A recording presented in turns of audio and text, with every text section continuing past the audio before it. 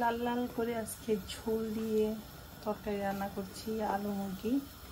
আসসালামু আলাইকুম সবাইকে, সবাই কেমন আছেন? Welcome back to my channel. অনেক দিন পরে আবার চলে আসলাম আপনাদের মাঝে নতুন একটা ব্লগ নিয়ে। তো আজকে আমি সকাল সকাল ঘুম থেকে উঠে গিয়েছি, বাসা মিস্ত্রি আসার কথা। তো একটু পরে আমি কাজে চলে যাবো, যার জন্য আমি ছেলেকে স্কুলও দিয়ে নিই, ওকে বাসায় রেখেছি, বাসায় কেউ নাই। তো এখানে আমি মুরগি মাংস দিয়ে আলু দিয়ে রান্না করছি একটু ঝোল ঝোল করে। আর এখানে একটা ফ্রাই প্যান বসালাম, কারণ আজকে আমি শীতের সবজি রান্না করবো। সবজি না মানে ভাজি করব। এই ফার্স্ট টাইম এই বছরে আমি ফুলকপি এনেছি, ফুলকপিতে আলু দিয়ে ভাজি করব। আলু কুটে রেখে আলু কুটবো। এখানে সিলে রেখেছি আলু, আর ফুলকপিটা কুটিয়ে রেখেছি। ফুলকপি আমার আহামরি তেমন একটা পছন্দ না, এদিকে চা বানিয়ে রাখছি মাঝখানে নাস্তার জন্য।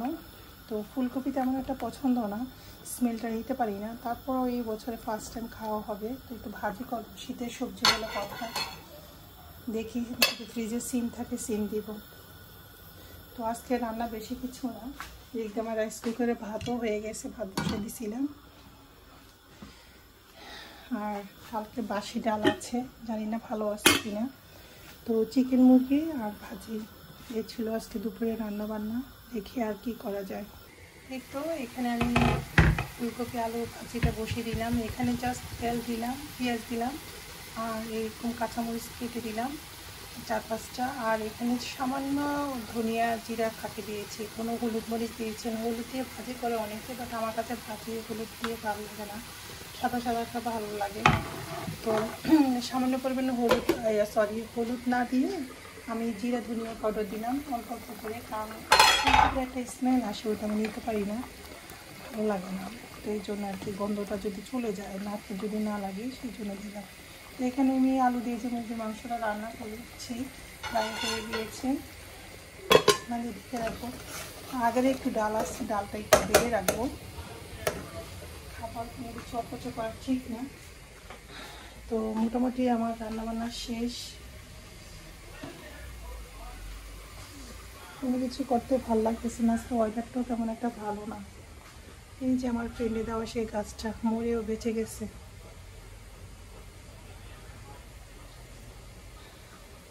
এখানে অন্যের জন্য কলা এনে রেখেছিলাম, এই জায়গাটা অগোছানো হয়ে আছে, গোছাতে হবে।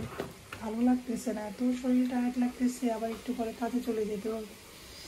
তো ঠিক আছে, রান্নাটা ফিনিশ করি, দেন তারপর চুলাটা আবার ক্লিন করব। এই তো আমার রান্না শেষ, এখন আমি চুলাটা ক্লিন করে নিচ্ছি, কারণ রান্নার পরে প্রতিদিন আমি চুলা ক্লিন না করলে আমার ভালো লাগে না। রান্নার পরও অনেক কাজ থাকে, অনেকে বলে রান্না করতে কি ঝামেলা, কি কষ্ট। আসলে রান্না করাও অনেক কষ্ট আছে, ঠিক আছে।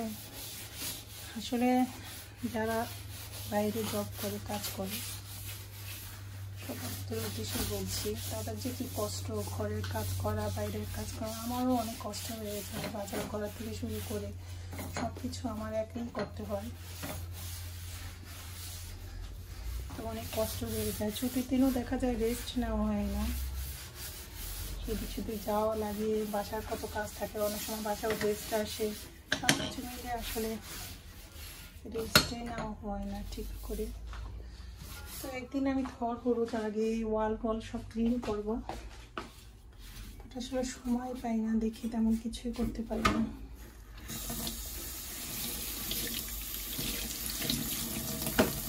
তো রান্না শেষ, আজকে তো মুরগির মাংস রান্না করলাম আলু দিয়ে, আর ফুলকপি দিয়ে কী বলে আলু দিয়ে ভাজি করলাম।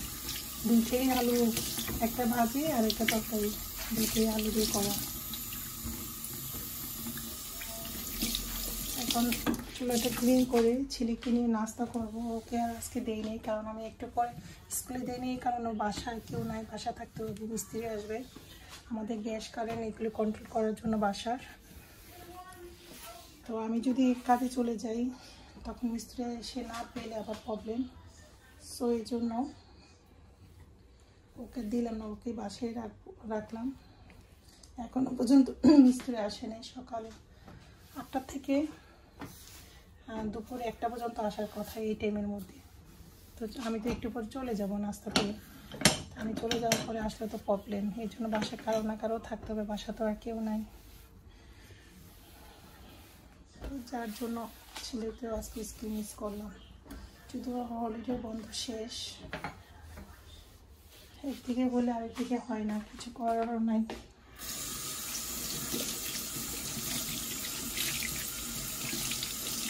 আমি থাকবে আর বাইরে দুদিন ছুটি নিচ্ছি, দুদিন শুধু রেস্ট নিবার, কিছুই করবো না, কারণ আমার রেস্টের দরকার আছে, শরীরটা তেমন ভালো যাচ্ছে না। এত পরিশ্রম করলে যদি ওই তুলনায় রেস্ট না নেওয়া হয় তাহলে অনেক কষ্ট হয়ে যায় আমার জন্য না, সবার উদ্দেশ্যেই বলছি, রেস্ট নেওয়া দরকার আছে, শরীরেও রেস্টের দরকার আছে। যারা বিশেষ করে বাইরে কাজ করে,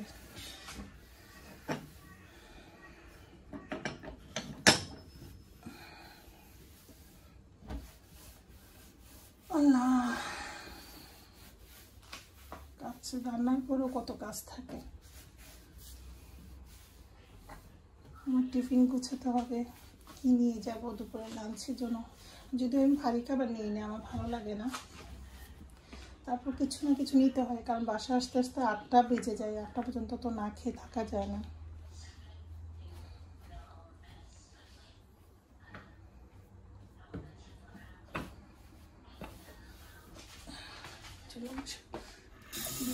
শেষ,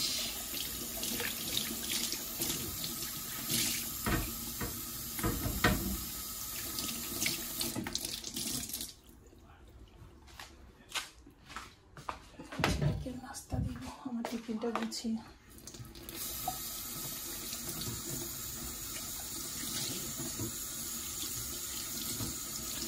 কালকে নান রুটি নিয়ে আসছিলাম, এখন মাছের নান রুটি দিয়ে নাস্তা করবো, ভাজি করা হয়েছে এই কারণে, আর বিশেষ করে মূলত ভাজি দিয়ে নান রুটি দিয়ে নাস্তা করবো। গেছে আমার ভাজিটাও, দেখেন অনেক সুন্দর একটা ভাজি হয়েছে, আর এখানে মুরগির মাংস আলু দিয়ে রান্না করিয়ে রাখলাম, চা আছে, এখানে চাও বানাই রাখছি।